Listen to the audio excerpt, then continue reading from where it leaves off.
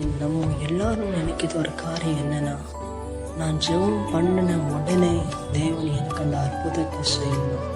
நான் ஜெபித்த உடனே தேவன் எனக்கு அந்த அதிசயத்தை செய்யணும் சொல்லி நம்ம எதிர்பார்க்கிறோம்.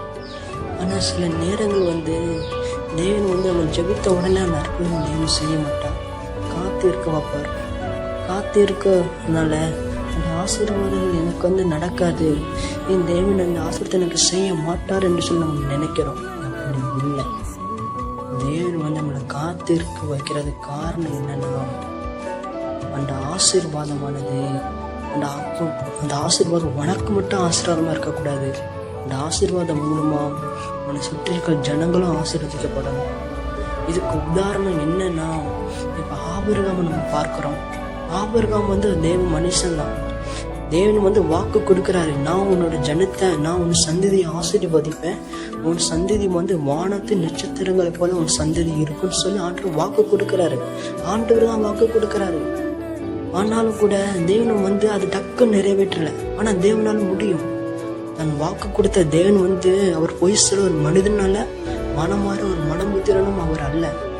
தேவன் ஒரு மனுஷனுக்கு ஒரு வாக்கு கொடுக்காரு அப்படின்னா அதை கண்டிப்பா நிறைவேற்றுவாரு. ஆனா 5 வருஷம் கழிச்சு கூட அவரால் நிறைவேற்றலாம், 10 வருஷம் கழிச்சு கூட அந்த வாக்குத்தம் நிறைவேறலாம். ஆனா ஆண்டவர் அப்படி விடல. 25 வருஷம் என்ன பண்ணாத தேவன் காத்திருக்க பண்ணுகிறார். ஆனா ஆபிரகாம் சோர்ந்து போனாங்களா? இல்லை, தொடர்ந்து ஜெபம் பண்ணிக்கொண்டே இருந்தாங்க.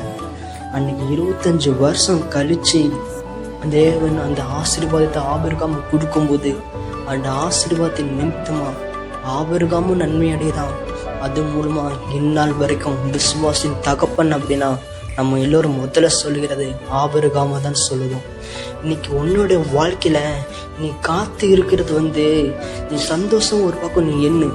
ஏன்னா நீ காத்திருந்து ஜெபிக்கிற ஆசீர்வாதம் உனக்கு மட்டும் அது ஆசீர்வாதமா இருக்காது. நீனும் அது மூலமா நீனும் ஆசீர்வதிக்கப்படுவேன். அது மூலம் மற்றவங்களுக்கு ஒரு ரோல் மாடலாக கூட உன்னோட ஆசீர்வாதங்கள் இருக்கும்.